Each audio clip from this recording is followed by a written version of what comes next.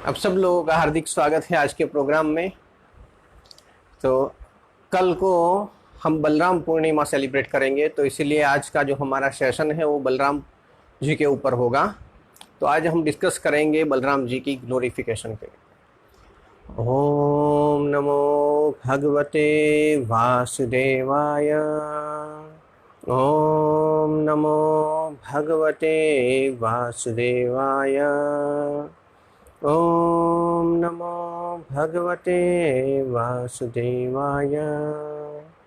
ओम अज्ञानतिमिरान्धस्य ज्ञानाञ्जनशलाकया चक्षुरुन्मीलितं येन तस्मै श्रीगुरवे नमः।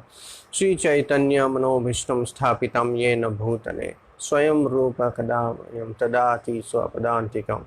जय श्री कृष्ण चैतन्य प्रभु नित्यानंद श्री अद्वैत गदाधर श्रीवास आदि गौर भक्त वृंद।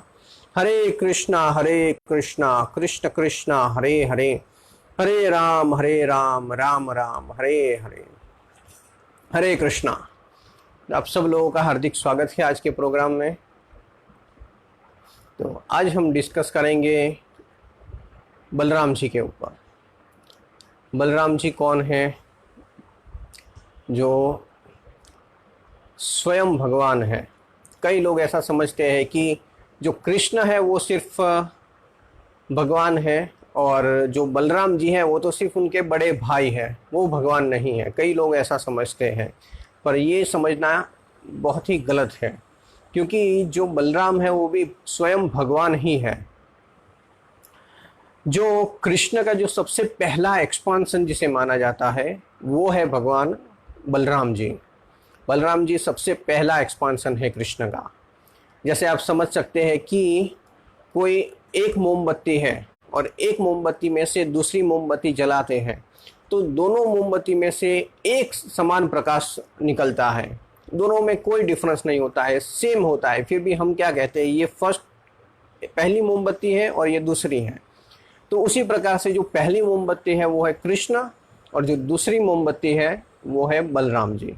तो इसीलिए इनमें कोई अंतर नहीं है। इनमें सिर्फ एक ही अंतर है, वो है रंग का। जो बलराम जी का जो रंग है वो कैसा रंग है कि जैसे कोई एक पर्वत है और पर्वत के ऊपर बहुत सारा बर्फ गिरा हुआ है, जैसे बर्फ की वर्षा हुई है और कैसा एकदम वाइट आपको माउंटेन दिखता है, तो उस प्रकार का जो कलर है वो बलराम जी का है। और जो कृष्ण का है वो घनश्याम रंग है, जैसे जो बादल होते हैं और जिसमें बहुत सारा पानी भरा हुआ होता है, जिसको देख के आपको ऐसा महसूस होता हो कि हाँ अभी बारिश हो जाएगी। ऐसा जो बादल जो होता है पानी से भरा हुआ होता है, उसका जो रंग होता है वो रंग है कृष्ण का। तो एक है घनश्याम रंग, श्याम सुंदर है, और एक है वाइट कॉम्प्लेक्स। तो सिर्फ ये कलर का एक अंतर है, बाकी और कोई अंतर नहीं है। हाँ, कृष्ण जो है वो उसके हाथ में हम फ्लूट देखते हैं, वो मुरली बजाते हैं, और जो बलराम है उसके हाथ में हम हल देखते हैं। तो ये एक अंतर है, बाकी और कोई अंतर नहीं है। हम देखते हैं कि बलराम जी का अवतार हमें क्या सिखाता है। तो बलराम जी का अवतार हमें सेवा सिखाता है। जैसे भी हम किस प्रकार से भगवान की सेवा कर सकें। अगर हमें किसी भी व्यक्ति को प्रसन्न करना हो तो हम उस व्यक्ति को सेवा के माध्यम से प्रसन्न कर सकते हैं। तो उसी प्रकार से जब हम भगवान को प्रसन्न करना चाहे तो भगवान को भी हम सेवा करके प्रसन्न कर सकते हैं।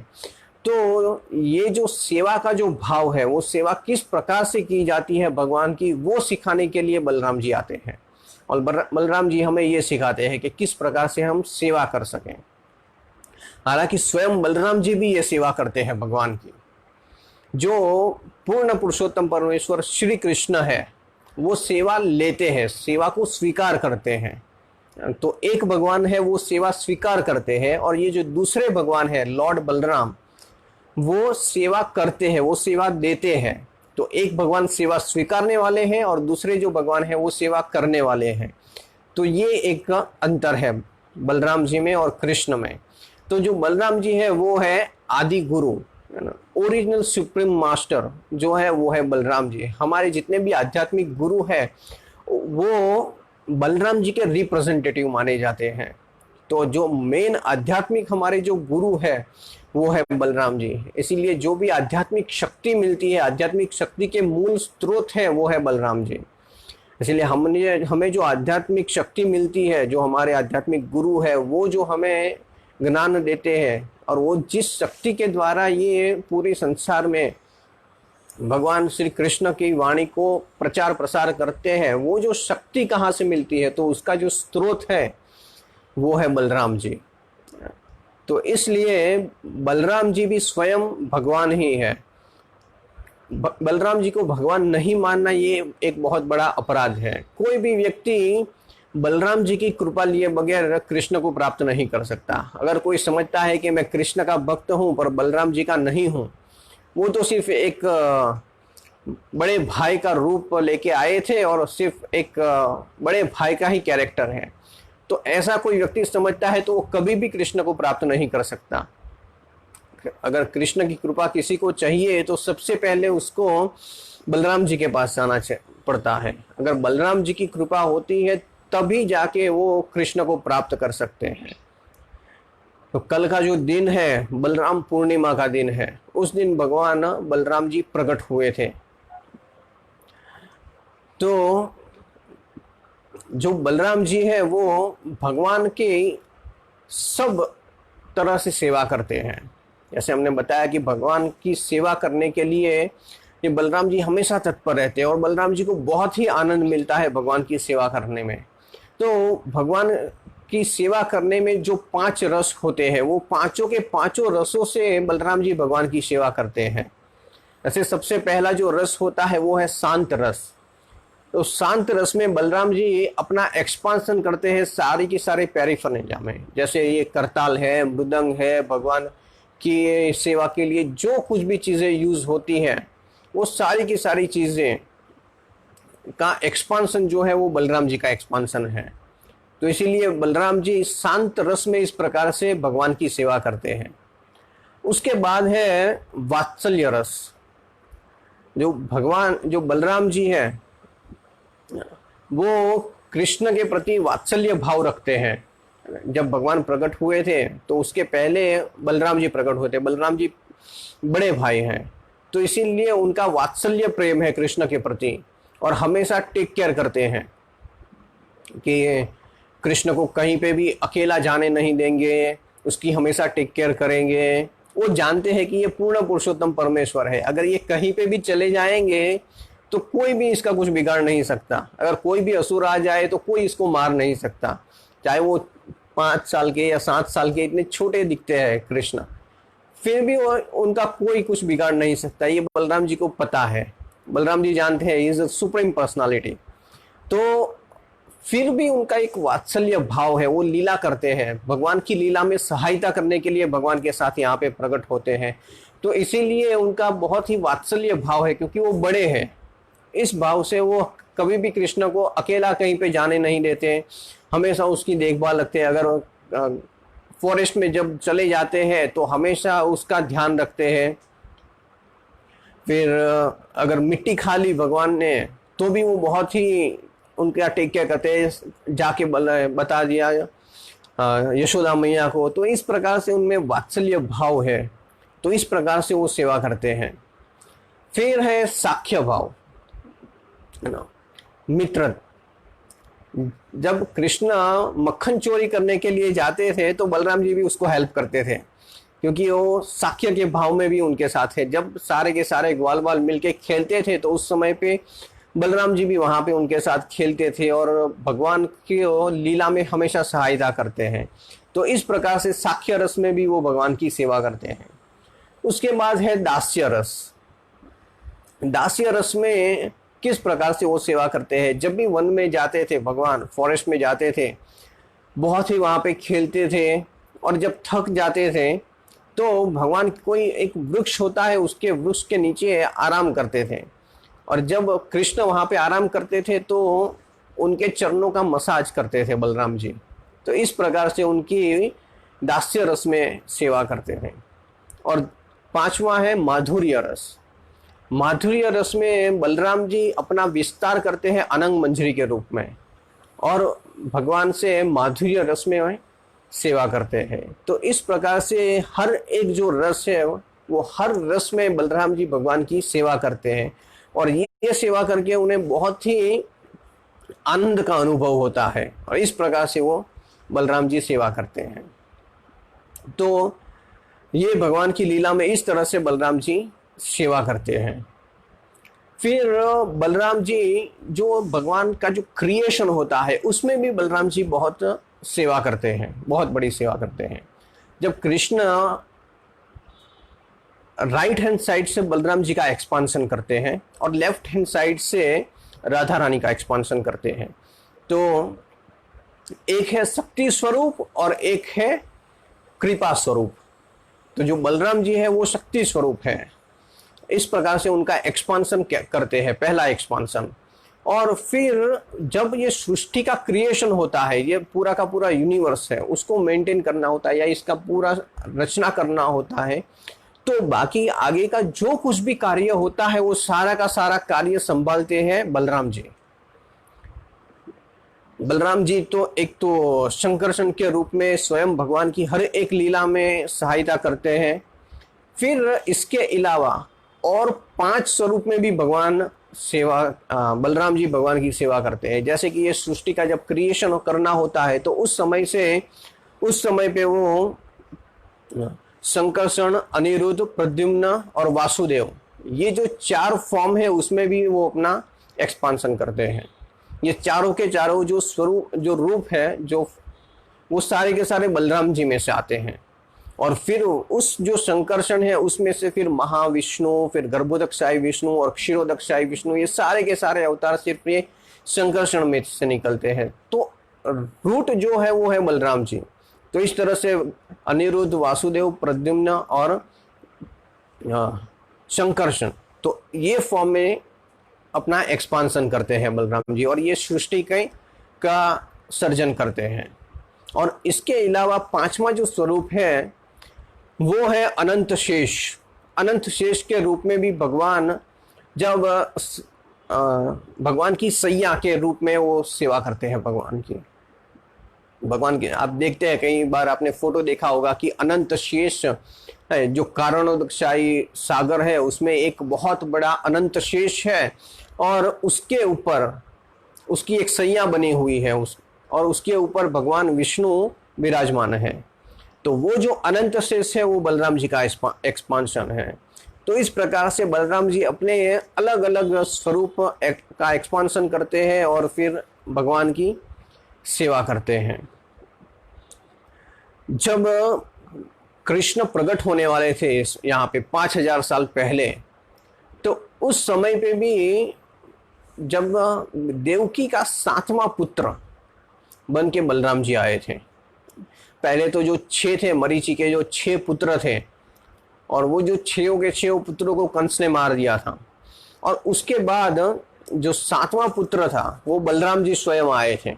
जब बलराम जी देवकी के गर्भ में आए तो उस समय पे भी देवकी को अनुभव हुआ था कि उनके गर्भ में जो आए हुए हैं वो कुछ भगवान आए हुए हैं, ऐसा उनको अनुभव हुआ था। और वो समझ गए थे कि कुछ भगवान की लीला हो रही है और भगवान प्रकट होने वाले हैं, ऐसा उनको अनुभव भी हुआ था।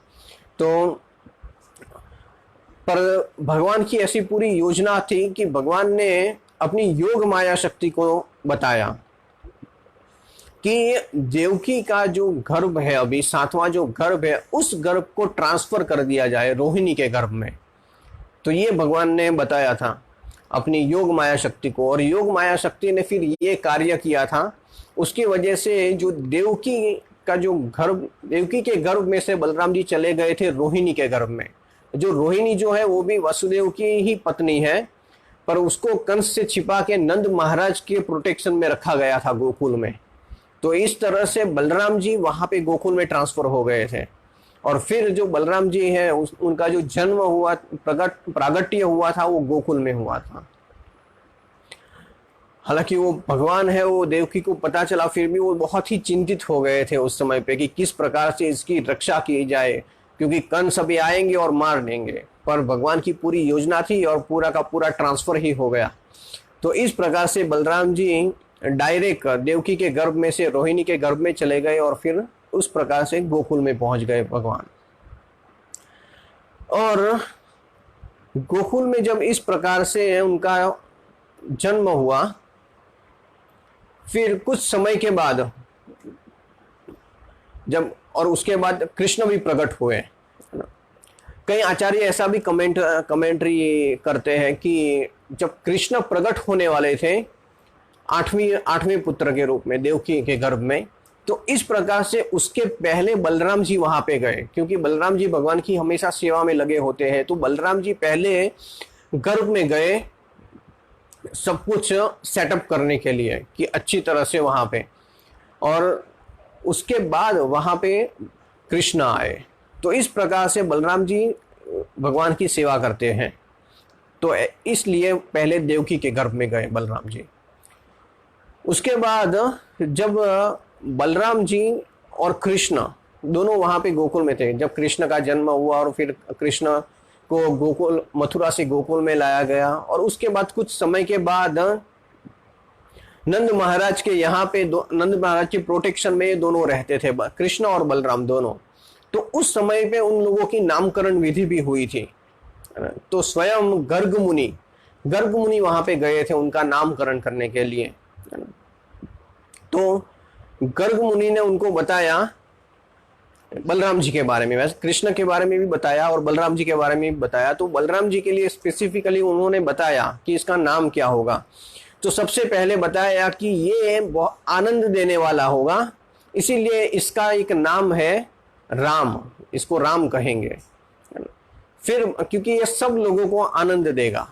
फिर बताया कि ये बहुत ही शक्तिशाली होगा, तो इसीलिए इसका दूसरा नाम होगा बलराम, क्योंकि वो शक्ति के द्वारा सब लोगों को आनंद देंगे, तो इनमें स्ट्रेंथ बहुत होगा, तो इसीलिए उनका दूसरा नाम है बलराम। और इसका दूसरा मीनिंग ये भी है कि उनका जो स्ट्रेंथ है वो स्पिरिचुअल स्ट्रेंथ है, लोगों को आध्यात्मिक शक्ति देने का स्ट्रेंथ है, इसीलिए उनका एक नाम है बलराम। फिर कहा कि ये जो है इनका संकर्षण ट्रांसफर हुआ है, देवकी के गर्भ में से रोहिणी के गर्भ में उनका ट्रांसफर हुआ है, तो इसकी वजह से उनका एक नाम होगा संकर्षण। और फिर बताया कि ये रोहिणी का पुत्र है, इसीलिए ये रोहिणी नंदन के नाम से भी प्रसिद्ध होगा। और साथ साथ में ये कृष्ण का बड़ा भाई है, तो बड़ा भाई होने के नाते इनका एक नाम होगा दाऊजी, तो लोग दाऊजी के नाम से भी पुकारेंगे इनको, क्योंकि ये कृष्ण के बड़े भाई है।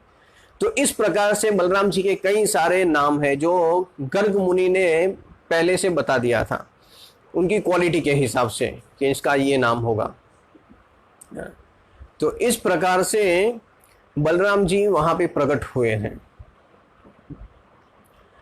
तो बलराम जी का जो स्वरूप है वो हमें सेवा सिखाना है सबसे पहले, कि किस प्रकार से हम भगवान की सेवा में जुड़ सके। हमें दोनों की आवश्यकता है, जो भगवान का शक्ति स्वरूप है जो बलराम जी, उसकी भी कृपा चाहिए, और जो कृपा शक्ति है, जो कृपा स्वरूप है राधा रानी, उनकी भी हमें कृपा चाहिए। तो अगर ये दोनों की कृपा होती है तब कोई भी व्यक्ति भक्ति में आगे बढ़ सकता है। आप देखिए कि जैसे शिल प्रभुपाद 70 साल की आयु में जब इंडिया से अमेरिका गए, है ना, और वो भी जलदूत में गए, जलदूत में 35 साल कुछ 1.5 महीना जैसा कुछ लगा था उनको जाने के लिए, और 2 बार उनको हार्ट अटैक भी आया, पर उनके ऊपर बलराम जी की भी कृपा थी, इसीलिए उनको पूरा का पूरा स्ट्रेंथ मिला था, और स्पेशल राधा रानी की भी कृपा थी, इसीलिए वो कृष्ण का प्रचार कर सके। तो इस प्रकार से जब दोनों की कृपा हमारे ऊपर होती है तब हम भक्ति में आगे बढ़ सकते हैं। तो बलराम जी का ये विशेष अवतार कृष्ण की सेवा करने के लिए और कृष्ण की सेवा किस प्रकार से की जाए ये सिखाने के लिए होता है। जो कृष्ण के साथ ऐसी कई सारी लीलाएं हैं जिसमें बलराम जी ने भाग लिया हुआ है, बलराम जी उनके साथ थे। तो ऐसी कई सारी लीला है जिसमें कई सारे असुरों का जो वध है वो भी बलराम जी ने किया हुआ है। तो उसमें से एक है धेनुकासुर। धेनुकासुर का जो वध है वो बलराम जी ने किया था। कृष्ण बुक में भी ये पूरा लीला आता है।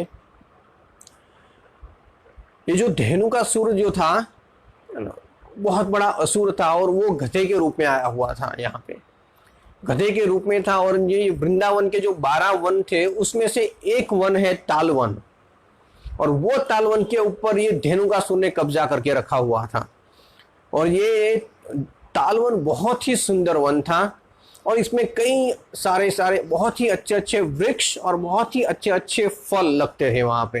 जो ताल वृक्ष था बहुत लंबे लंबे और बहुत सारे वृक्ष वहाँ पे होते थे और उसके ऊपर बहुत सारे फल लगते थे और बहुत ही मधुर फल होते थे। पर वृंदावन का कोई भी व्यक्ति वहां पे जा नहीं सकता था, क्योंकि ये धेनुकासुर है जो गधे के रूप में थे असुर, उसने वहां पे कब्जा करके रखा हुआ था और कोई भी वहां पे जाता था तो उसको वो मार डालता था। तो इसीलिए वहां पे कोई जा नहीं सकता था। पर एक बार कृष्ण और बलराम ने ऐसा सोचा कि अब हमें यहाँ पे जाना है। तो जितने भी वहां पे उनके जो ग्वाल बाल थे, जो सारे के सारे फ्रेंड्स थे, वो सारे के सारे फ्रेंड्स एक बार बताने लगे बलराम जी को और कृष्ण को कि यहाँ पे नजदीक में है ना तालवन है और वहां पे बहुत अच्छे अच्छे फल है, तो हम वो खाना चाहते हैं। और वो सारे के सारे सब लोग वहां पे पहुंच गए।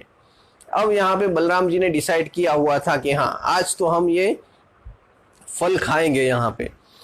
तो पर वहां पे जो धेनुकासुर था और उसके सारे बहुत सारे फ्रेंड्स भी थे, असुर फ्रेंड, वो सारे के सारे भी गधे के रूप में ही थे वहां पे, और अलग अलग कलर के गधे थे वो सारे के सारे। और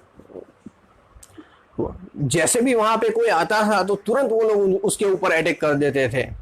तो बलराम जी ने क्या किया, सबसे पहले बलराम जी वहां पे गए और उन्होंने वहां पे एक जो ताल का वृक्ष था उसको पकड़ के हिलाया, और ऐसा हिलाया कि उसमें से बहुत सारे फल वहां पे नीचे गिरे। और जैसे ही फल वहां पे नीचे गिरे तो बहुत सारा आवाज होने लगा। तो उनके जो फ्रेंड थे वो तो बहुत ही खुश हो गए कि अरे वाह कितने सारे फल है यहाँ पे, तो चलो सब लोग ले लो इसको। और सब लोग वहां से फल उठाने लगे। पर जैसे ही वो धेनुकासुर ने सुना आवाज, तुरंत वो भाग के वहां पे आ गया और उसने सीधा अटैक किया बलराम जी के ऊपर। और जैसे ही बलराम जी के ऊपर, तो पहले उसने अटैक किया और बलराम जी को दूर फेंक दिया। और जैसे ही बलराम जी वहां पे आए, धेनुकासुर का जो गधे के रूप में था उसकी एक टांग पकड़ी और उसको बहुत घुमाया, इतना घुमाया और फेंका सीधा ताल के वृक्ष के ऊपर। और जैसे भी वृक्ष के ऊपर उसको फेंक दिया, उसका पूरे के पूरे प्राण निकल गए और वहीं पे वो मर गया। और ये जब देखा ये दूसरे जितने भी असुर थे वहां पे, तो सारे के सारे वो धेनुकासुर के जो फ्रेंड थे वो सारे के सारे वहां पे आ गए और सब लोगों ने मिलकर कृष्ण और बलराम के ऊपर अटैक किया। अब कृष्ण और बलराम जो जितने भी वहां पे आ रहे थे असुर, सब लोगों को इसी तरह से पकड़ पकड़ के घुमा के ताल वृक्ष के ऊपर डालने लगे। तो सारे के सारे ताल वृक्ष वहां पे जितने भी थे वो सारे के सारे वृक्ष गिर गए वहां पे। और इस तरह से वो झुक गए कि ऐसा लगता था कि वो सारे के सारे वृक्ष झुक के कृष्ण और बलराम को प्रणाम कर रहे हैं, ऐसा लगता है जैसे वो प्रणाम करते हैं। तो इस प्रकार से वहां पे वो जो ताल वन था उसको पूरा का पूरा बलराम जी ने धेनुकासुर से मुक्त कर दिया और बाद में सब लोग वहां पे आके ताल वन का आनंद लेने लगे। तो इस प्रकार से बलराम जी ने वहां पे बहुत ही अच्छी ऐसी कई सारी लीलाएं हैं। फिर जो प्रलंबासुर है, प्रलंबासुर का भी वध बलराम जी ने किया था। ऐसे कुछ स्पेसिफिक असुर थे, वो फिक्स थे कि उनका वध बलराम जी के हाथों होने वाला है, ऐसे कुछ फिक्स थे। तो इसीलिए ये जो प्रलंबासुर था वो एक काउहर्ड बॉय के रूप में आया था। एक जो ग्वाल बाल जितने भी थे वो कृष्ण बलराम के ग्रुप में, उसका एक रूप लेके आया था वहां पे। और जितने भी उनके फ्रेंड्स खेल रहे थे कृष्ण और बलराम के साथ, तो उनके ग्रुप में वो जाके मिक्स हो गया। अब कृष्ण को तो पता चल गया कि यस कि ये तो है एक असुर है। और ये जो प्रलंबासुर था वो भी जानता था कि कृष्ण जो है बहुत ही हैवी है, तो इसीलिए उसने कृष्ण के ऊपर अटैक करने की जगह पे उसने सोचा कि मैं बलराम के ऊपर अटैक करूं, ऐसा उसने सोचा। तो कृष्ण ने दो दो टीम बना दी खेलने के लिए, है ना। तो वो जो असुर था प्रलंबासुर, उसको कृष्ण ने अपनी ग्रुप में रख लिया, है ना, और बलराम जी को सामने के ग्रुप में रखा। और अब उसमें ग्रुप में दोनों तरफ से रस्सी पकड़ के खींचते थे, और इसमें ऐसा डिसाइड हुआ था कि जो इसमें जीत जाएगा तो हारने वाली टीम में सब लोगों को जीतने वाले जो वाली टीम है उसको अपने कंधे के ऊपर बिठाना है और फिर दूर ले जाना है। तो अब कृष्ण की टीम है वो जीत गई, सॉरी, कृष्ण की टीम है वो हार गई, और बलराम जी की टीम है बलराम जी की टीम जीत गई और कृष्ण की टीम हार गई। तो कृष्ण की टीम में जितने भी लोग थे वो सारे के सारे लोग एक एक बलराम जी के ग्रुप में जितने थे वो सब लोगों को अपने कंधे पे उठा लिया। तो कृष्ण ने भी किसी एक ग्वाल वाल को अपने कंधे पे उठा लिया, और ये जो प्रलंबासुर था उसने अपने कंधे पे बलराम जी को उठा लिया, और वो दूर जाने लगे। तो जो प्रलंबासुर था उसने अपनी दिशा चेंज कर दी, है ना, वो दूसरी तरफ चला गया और दूसरी तरफ ले गया बलराम जी को। अब ये प्रलंबासुर को नहीं पता था कि उसने अपनी मौत को बिठा लिया है अपने कंधे के ऊपर। उसको लगा कि मैं इसको दूर ले जाऊंगा और कोई नहीं देखेगा तो मैं उसको मार डालूंगा वहां पे जाके।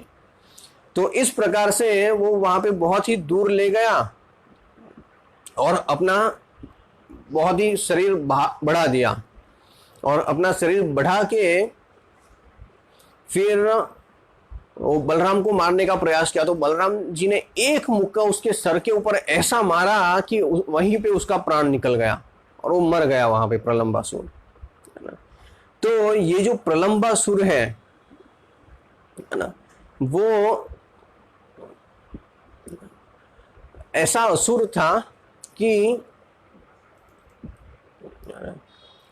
जो दंभी लोग होते हैं, दंभी लोगों का एक प्रतीक था वो, क्योंकि वो दूसरों का रूप लेके आया हुआ था और चीटिंग करके किसी और डायरेक्शन में ले गया बलराम जी को। तो इसीलिए जो दंभी लोग होते हैं, ढोंगी लोग होते हैं, जो दिशा भटका देते हैं, उसका ये प्रतीक था, और उसको बलराम जी ने नष्ट कर दिया। हाँ, तो इसी प्रकार से पहले जो बलराम जी ने वध किया था धेनुकासुर का, तो धेनुकासुर जो है वो इग्नोरेंस का प्रतीक है। जो हमारे अंदर हृदय में जो इग्नोरेंस होता है, जैसे कोई कहता है ना मैं मेरा, ये हमारा एक भाव होता है, मैं हूं, है ना, मैं यहाँ का मालिक हूं, और ये जो कुछ भी है वो सारी की सारी जो है वो सब कुछ मेरा है। तो ये जो मैं और मेरा जो भाव है, ये हमारे अंदर जो इग्नोरेंस पड़ा हुआ है, उसका जो प्रतीक है वो धेनुकासुर है। तो इसीलिए ये जो इग्नोरेंस हमें हमारे हृदय में से निकालना है, तो हमें बलराम जी की कृपा चाहिए, तो इसे हम मुक्त हो सकते हैं। तो इसी प्रकार से जो एक लीला हुआ था बलराम जी का, वो यमुना देवी के साथ हुआ था, यमुना महारानी के साथ लीला हुआ था।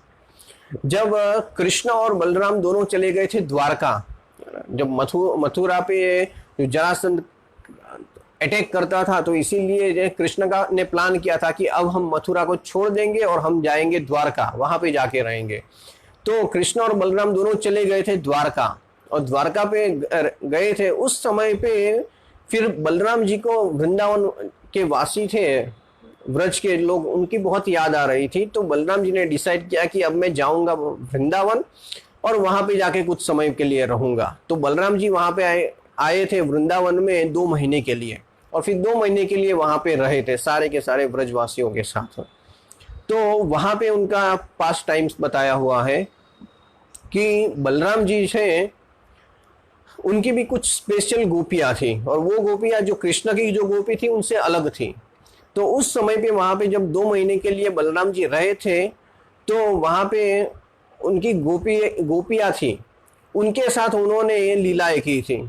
और उस समय पे वो जब व्रज में, जब फॉरेस्ट में सब जगह पे अपनी वो गोपियों के साथ घूम रहे थे, वहां पे लीला कर रहे थे, तो उस समय पे एक बार वहां पे जो यमुना के किनारे राम घाट है, वहां पे भगवान पहुंचे, और वहां पे पहुंचे और उस समय पे बलराम जी ने यमुना जी को आदेश दिया, है ना, कि यहाँ पे आओ, क्योंकि बलराम जी की इच्छा थी कि यमुना के पानी में वो खेलना चाहते थे सब गोपियों के साथ और सब लोगों के साथ मिलके वहां पे यमुना नदी में वो खेलें, ऐसी उनकी इच्छा थी।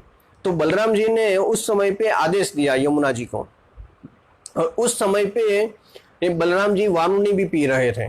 अभी भी एक वीडियो भी बहुत वायरल हुआ था ना, कि जो बलराम जी है वो शराब पीते थे। वो एक्चुअली में बलराम जी शराब नहीं पीते थे, बलराम जी ये वारुणी पीते थे। ये जो वारुणी है वो बहुत ही डिवाइन ड्रिंक होता है ना, जो स्पेशल ऐसे जो वृक्ष होते हैं उसमें से निकलता है, जो स्पेशल वृक्ष होते हैं ऐसे वृंदावन में। और जो वरुण देव ने अपनी पुत्री वारुणी है उसको बलराम जी को दिया हुआ था, इसलिए जो वारुणी है वो बलराम जी की एक पत्नी है। तो ये उनकी जो ये पत्नी है वो लिक्विड फॉर्म में जब बलराम जी की सेवा करते हैं वारुणी के रूप में, और ये स्पेशल वृक्ष से निकलते हैं। और ये जो वारुणी है उसमें कपूर, केसर या तुलसी इस प्रकार की जो चीज़ें हैं उससे वो बनता है, और उससे बहुत अच्छी फ्रेगनेंट आती है। तो बताया हुआ है कि पूरा का पूरा जो वहाँ पे फॉरेस्ट है वो सारे के सारे फॉरेस्ट में वारुणी की बहुत अच्छी खुशबू आती थी।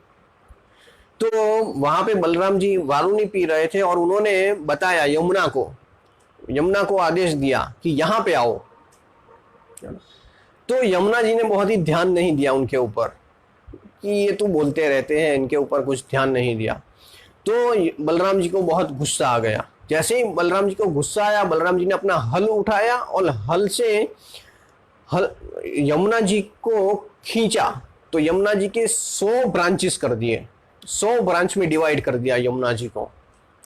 और जैसे ही यमुना जी को 100 ब्रांच में डिवाइड कर दिया तो यमुना देवी है वो बहुत ही डर गए वहां पे, और उनको पता लगा कि हाँ ये तो पूर्ण पुरुषोत्तम परमेश्वर है। तो इसीलिए वहां पे अपना जो पर्सनल फॉर्म है उस फॉर्म में वहां पे प्रकट हो गए यमुना जी। और यमुना जी ने बलराम जी से क्षमा याचना की और बलराम जी को कृपा भी मांगी। तो इस प्रकार से यमुना जी के साथ बलराम जी की लीला हुई थी। और ये जयदेव गोस्वामी है वो भी अपनी जो दशावतार स्तोत्र है उसमें जब बलराम जी के बारे में लिखते हैं तो वो यही चीजों के बारे में लिखते हैं।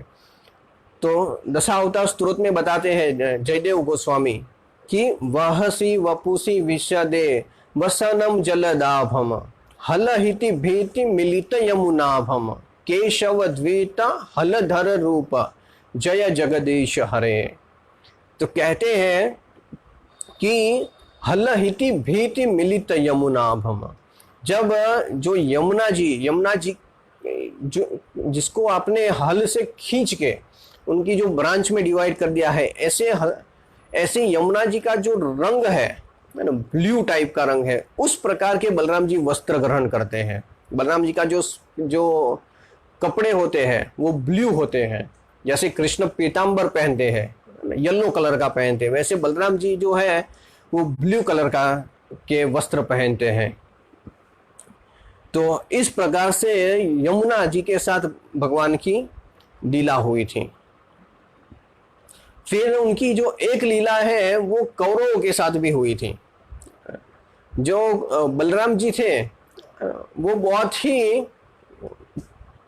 क्या कहते थे कि इक्वल रहते थे बलराम जी। ये जो लीला है कौरव के साथ उसमें ये सांब के साथ आता है। जो सांब जो था, जो जामवती और कृष्ण का जो पुत्र, वो उसने एक बार लक्ष्मणा जो दुर्योधन की पुत्री है उसको किडनैप कर लिया था। और किडनैप कर लिया था तो फिर ये जितने भी कौरव लोग थे तो उन्होंने इसके साथ युद्ध किया और सांब को बंदी बना लिया और उसको पकड़ लिया वहां पे। तो उनको बहुत गुस्सा आया कि ये सांब किस प्रकार से किडनैप कर सकता है। तो सारे के सारे जो यदुवंशी थे वो सारे के सारे तैयार हो गए कि कौरवों के साथ अब हम युद्ध करेंगे। पर एक बलराम जी ही ऐसे थे जो बहुत ही शांत थे, नहीं कि वो हमारे रिलेटिव्स हैं तो हम उनके साथ झगड़ा नहीं करेंगे, हम शांति से उनको ये जो प्रॉब्लम है उसको सॉल्व करेंगे। तो सिर्फ एक बलराम जी ऐसे थे कि जो शांतिपूर्ण ये प्रॉब्लम को सॉल्व करना चाहते थे, बाकी सारे के सारे लोग युद्ध करने के लिए तैयार हो गए थे। तो बलराम जी ने कहा कि मैं जाऊंगा, मैं जाके बात करूंगा कौरव लोगों के साथ। तो फिर बलराम जी वहां पे पहुंचे, हस्तिनापुर गए और कौरवों को मैसेज भिजवाया कि झगड़ा करना अच्छी बात नहीं है, इसीलिए आप क्या कीजिए कि शाम और लक्ष्मणा दोनों को भेज दीजिए हमारे पास, उनकी शादी करवा कर हम धूमधाम से इनकी शादी करेंगे, हम इनको भेज दीजिए हमारे पास। तो कौरवों को इतना गुस्सा आया कि एक तो हमारी बेटी को किडनैप करने के लिए आया था और फिर ये बता रहे हैं कि हम इनको भेज दें। तो फिर कौरवों ने बहुत ही इंसल्ट कर दिया बलराम जी को। तो इंसल्ट करके इतना इंसल्ट किया कि बलराम जी को इतना क्रोध आ गया, ऐसा बलराम जी को देख के लग रहा था कि अभी जैसे प्रलय आ जाने वाला है। तो बलराम जी को इतना गुस्सा आया तो बलराम जी ने अपने हल से पूरे हल को जमीन में डाला वहां पे और खींचने लगे। तो सारा का सारा जो हस्तिनापुर है उसको खींचने लगे और ऐसे खींचने लगे कि अभी के अभी सारा का सारा हस्तिनापुर को गंगा में बहा देंगे, ऐसा खींचने लगे। तो कौरवों को तो ऐसा ही लग गया कि जैसे धरतीकंप हुआ, वहां पे सब जगह पे धरतीकंप हो गया और सब लोग डर गए। और तब सब लोगों को पता चला कि हाँ, कि वो किन से बात कर रहे थे। और फिर बलराम जी के पास आए, बलराम जी के चरणों में गिर गए, बलराम जी से क्षमा मांगी और फिर उन्होंने सांब और लक्ष्मणा दोनों को रिटर्न किया और बहुत ही ऑप्युलेंटली दोनों का विवाह भी करवाया साथ में। तो इस प्रकार से बलराम जी पहले तो बहुत ही शांत थे। उन्होंने क्या बताया कि अब शांति से बातचीत करेंगे, शांति से ये प्रॉब्लम को सॉल्व करेंगे। अब जो यदुवंशी थे वो सब युद्ध करने के लिए तैयार हो गए थे और इन लोगों को डराने के लिए ये सारे के सारे यदुवंशियों की किसी की जरूरत भी नहीं पड़ी। बलराम जी ने सिर्फ हल को पकड़ के खींचा और हस्तिनापुर में धरतीकंप हो गया और ऐसा ही लगा कि अभी ये पूरा का पूरा हस्तिनापुर डूब जाएगा गंगा में। तो इस प्रकार से बलराम जी ने की लीला की है। फिर बलराम जी की एक लीला महाभारत में भी हुई थी कि जब महाभारत का युद्ध होने वाला था। अब बलराम जी का जो झुकाव था वो दोनों की तरफ था। जैसे हम देखते हैं ना कि जो कृष्ण है, कृष्ण का स्पेशल मर्सी रहता है ये पांडवों के लिए, उनका बहुत ही स्नेह है पांडवों के प्रति। पर कौरवों के प्रति देखने को मिलता है कि हाँ, उनका इतना स्नेह नहीं है, क्योंकि वो अधर्म के पक्ष में थे और पांडव लोग धर्म के पक्ष में थे। और भगवान का कहना है कि वो हमेशा धर्म के पक्ष में रहते हैं, इसीलिए उनका झुकाव जो है वो पांडवों की तरफ रहता था और कौरवों की तरफ नहीं रहता था। पर बलराम जी ऐसे थे कि उनका झुकाव दोनों की ओर रहता था। उनको कौरव भी बहुत प्रिय थे, भीम भी बहुत प्रिय था और ये पांडव भी बहुत प्रिय थे। पांडवों में भीम बहुत प्रिय था और ये कौरवों में दुर्योधन भी बहुत प्रिय था। तो इसीलिए बलराम जी ने ये दोनों को जो गदा युद्ध सिखाने की जो कला होती है वो बलराम जी ने दोनों को सिखाई थी। दुर्योधन को भी सिखाई और भीम को भी सिखाई। ये दोनों बलराम जी के शिष्य हैं। तो जब कुरुक्षेत्र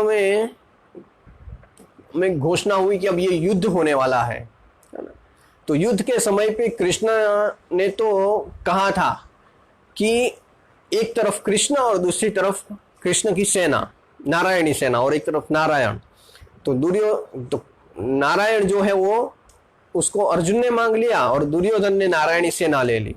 अब उन्होंने बलराम जी को जाके पूछा तो बलराम जी ने मना कर दिया कि नहीं, मैं किसी के पक्ष में नहीं रहूंगा, क्योंकि मैं तो नहीं चाहता कि घर के एक ही परिवार के दोनों में युद्ध हो।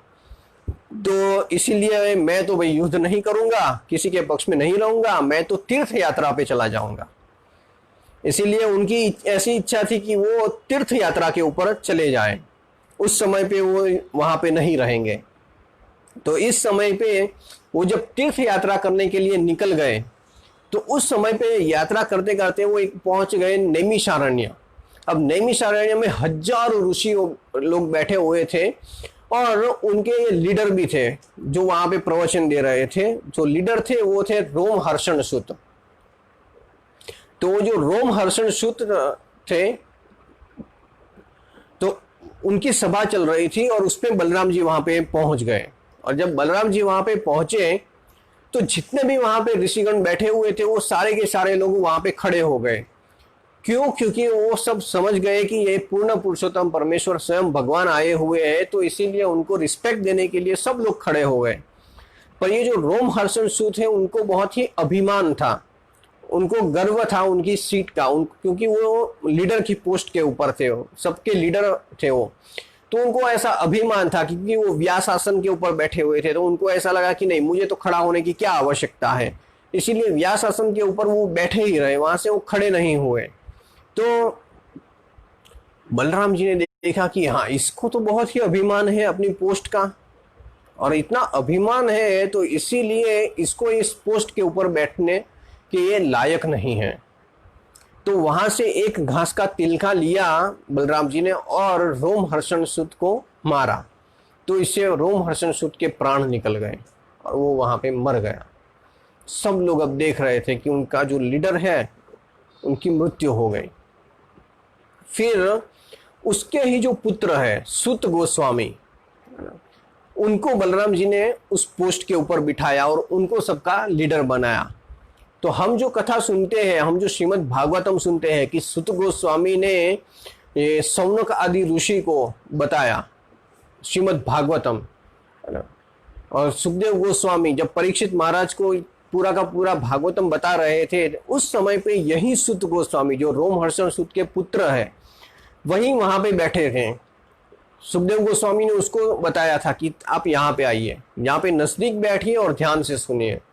और ये सुत गोस्वामी ने स्वयं सुखदेव गोस्वामी के मुख से पूरा का पूरा भागवतम सुना था। जो परीक्षित महाराज ने सुना सेम टू सेम वही ये सुत गोस्वामी ने भी सुना था।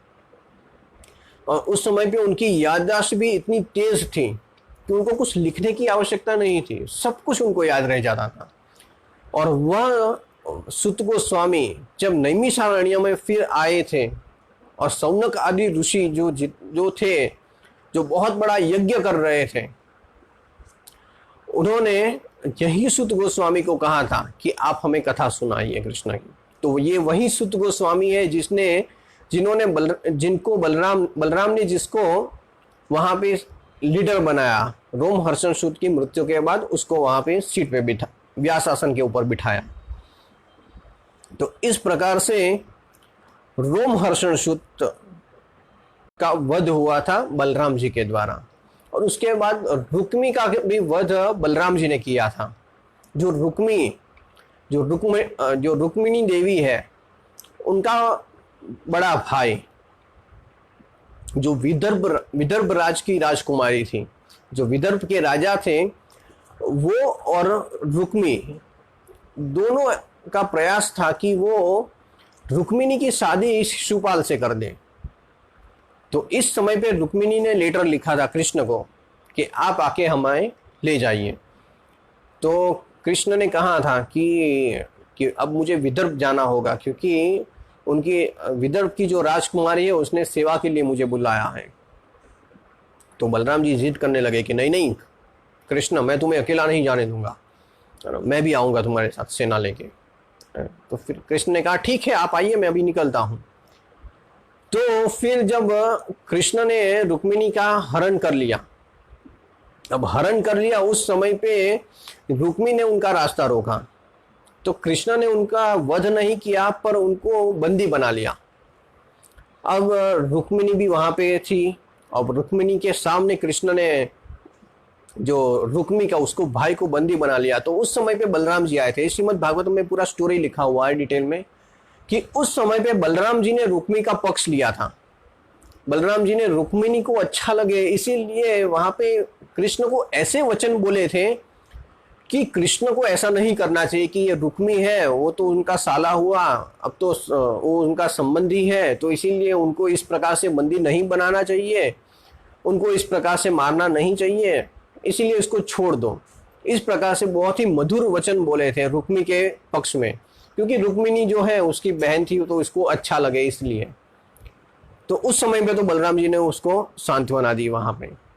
पर अब जब जो कृष्ण का जो पुत्र थे उसका विवाह हो रहा था, तो उस समय पे जो रुक्मी था उसने जो 64 का जो गेम था वो गेम खेलने के लिए बलराम जी को चैलेंज किया, और बलराम जी रुक्मी के साथ खेल रहे थे। और जब वहां पे बलराम जी खेल रहे थे तो हर बार होता था बलराम जी जीत जाते थे, पर यह रुक्मी कुछ ना कुछ चीटिंग कर दे रहा था और ऐसा ही दिखा रहा था कि बलराम जी हार गए। और जो रुक्मी के पक्ष में जितने भी दूसरे राजा थे वो भी बलराम जी का मजाक उड़ाते थे और हंसते थे कि हाँ हाँ बलराम जी हार गए हा हा हा हा करके हंसते थे। तो बलराम जी को बहुत ही बुरा लगा। फिर दूसरी बार खेले तो फिर भी बलराम जी जीत गए, पर रुक्मी ने चीटिंग करके ऐसा बताया कि वो खुद जीत गया। तो रुक्मी के पक्ष में जीते थे वो सब लोग फिर से हंसने लगे, हा हा बलराम जी हार गए, बलराम जी हार गए। तो बलराम जी को और बुरा लग गया। अब जब तीसरी बार ऐसा हुआ तो वहां पे आकाशवाणी हुई और कहा बलराम जी को कि बलराम जी आप जीत रहे हैं, पर ये रुक्मी चीटिंग करके आपको बता रहा है कि आप हार गए हैं। अब बलराम जी को इतना गुस्सा आया कि बाजू में ही गदा पड़ी थी, उठाई गदा और सीधी मार डाली रुक्मी के सर में, और वहीं पे रुक्मी के प्राण निकल गए। अब पहले जिसका पक्ष लिया था बलराम जी ने, अब इतने क्रोध में आ गए कि एक ही झटके में उसको मार डाला, उसके प्राण निकाल दिए। तो इस प्रकार से रुक्मी का वध भी बलराम जी के हाथों लिखा हुआ था। तो इस प्रकार से ऐसी कई सारी लीलाएं हैं जो बलराम जी के द्वारा हुई है। जब कृष्ण प्रकट हुए थे तो बलराम जी जो वे है वो आदि गुरु है, स्वयं प्रकट होते हैं हमें भगवान की सेवा में जोड़ने के लिए। किस प्रकार से हम भगवान की सेवा करें वो हमें स्वयं सिखाते हैं आके, वो खुद भी सेवा करते हैं। इसीलिए हमें चाहिए कि बलराम जी की कृपा हम लें। अगर हमें बलराम जी की कृपा मिलती है तो ही हम भगवान की कृपा प्राप्त कर सकते हैं, वरना बलराम जी के सिवा डायरेक्टली हम अगर कृष्ण के पास जाएंगे तो कृष्ण की कृपा मिलनी मुश्किल है। तो इसीलिए हमें चाहिए कि बलराम जी का प्रागट्य दिन है, हम बलराम जी से प्रार्थना करें कि किस प्रकार से हम भगवान की सेवा में हमें अपने आप को जोड़ सकें। बलराम जी हमेशा कृष्ण के साथ आते हैं। जब भगवान आए थे राम के रूप में तब लक्ष्मण के रूप में बलराम जी आए थे, फिर कृष्ण आए तब स्वयं बलराम के आए, और जब भगवान चैतन्य महाप्रभु के रूप में आए तब नित्यानंद प्रभु के रूप में भी बलराम जी आए। तो इस प्रकार से बलराम जी हमेशा कृष्ण के साथ आते हैं। एक बार उनसे गलती हो गई कि वो छोटे भाई के रूप में आए। जब राम आए थे तब लक्ष्मण जी थे वो छोटे थे, और हर बार जो उनकी कभी भी कोई भी इच्छा थी कुछ भी करने की तो राम भगवान मना कर देते, नहीं नहीं ऐसा नहीं करना है, ऐसा नहीं करना है। तो उनको अच्छा नहीं लगता था, उनको लगता था कि ये क्या हर बार मना कर देते हैं, कुछ ना कुछ हर बार मना करते हैं। अब मैं जब भी आऊंगा तब मैं इसका बड़ा भाई बन के ही आऊंगा। तो उसके बाद उन्होंने डिसाइड किया जब भी आए तब बड़े भाई के रूप में ही आए। अब बड़े भाई के रूप में आए तो इसीलिए वो हक जता सकते हैं कृष्ण के ऊपर कि मैं बड़ा हूं, है ना, इसीलिए ऐसा करना है। तो इस तरह से जो नित्यानंद प्रभु के रूप में आए तो तब बहुत ही मर्सीफुल जो चैतन्य महाप्रभु है, ऐसा कहते हैं कि जब चैतन्य महाप्रभु को बताया हुआ है औदार्य स्वरूप, है ना, जो उनका फॉर्म है वो कृपामयी है, कृपा देने वाला स्वरूप है। पर जब चैतन्य महाप्रभु की कृपा देना बंद हो जाता है जहां पे, वहां से नित्यानंद प्रभु की कृपा देनी शुरू होती है। जैसे कि उदाहरण है जगाई और मधाई। जब जगाई और मधाई के ऊपर भी चैतन्य महाप्रभु ने कृपा नहीं की, जो जगाई था उसको छोड़ दिया, पर मदाई को तो मारने के लिए तैयार हो गए चैतन्य महाप्रभु। तो ऐसे जो मदाई को जिसके ऊपर चैतन्य महाप्रभु कृपा नहीं करते हैं उसके ऊपर कृपा की नित्यानंद प्रभु ने। तो इसीलिए वो और औदार्य धाम है, औदार्य स्वरूप है बलराम जी। अगर वही जगाई और मदाई अगर पिछले कोई रूप में युग में होते तो उस समय पे उनका वध हो जाता। पर ये कलयुग में भगवान कृपा देते हैं, कभी भी वध नहीं करते हैं, तो इसीलिए इनका कृपा दिया इनके ऊपर और इनका उद्धार कर दिया, वो भी भगवान के शुद्ध भक्त हो गए। तो ऐसी कृपा देते हैं बलराम जी। तो इसीलिए हमें उनकी चरणों में हमेशा प्रार्थना करनी चाहिए कि हमें भी भगवान की सेवा में लगाएं। तो कल जो है बलराम पूर्णिमा है, रक्षाबंधन का दिन है। तो रक्षाबंधन तो उसके बाद शुरू हुआ, पर ये स्पेशली जो है वो बलराम पूर्णिमा है, जब स्वयं भगवान प्रकट हुए थे लीला करने के लिए और हम हमारे ऊपर कृपा करने के लिए। तो आपसे भी सभी से रिक्वेस्ट है कि कल बलराम पूर्णिमा है, तो उस दिन ज़्यादा चैंटिंग कीजिए, ज़्यादा रीडिंग कीजिए, बलराम जी की लीलाओं का श्रवण कीजिए, बलराम जी से प्रार्थना भी कीजिए कि हमें भी भगवान की सेवा में लगाएं। हरे कृष्णा। अगर किसी को कोई प्रश्न है तो कोई पूछ सकता है, कोई भी कमेंट है या फिर कोई प्रश्न है।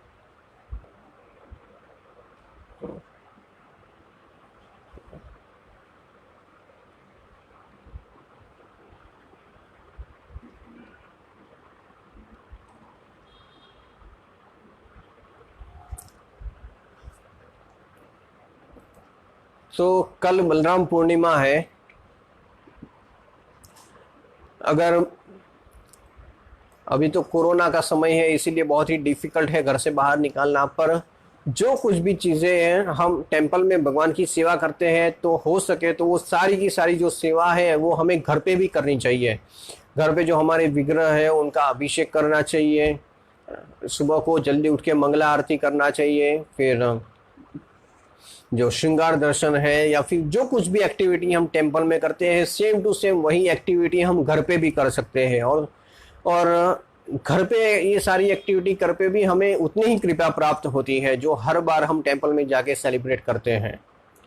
तो इसीलिए ऐसा नहीं समझना चाहिए कि कोरोना है तो फिर ये तो छुट्टी का समय है, अब टेंपल नहीं जाना है, या फिर जो कुछ भी एक्टिविटी है भगवान की सेवाएं वो घर पे रह के कर सकते हैं, तो उससे भी हम भगवान की कृपा प्राप्त कर सकते हैं।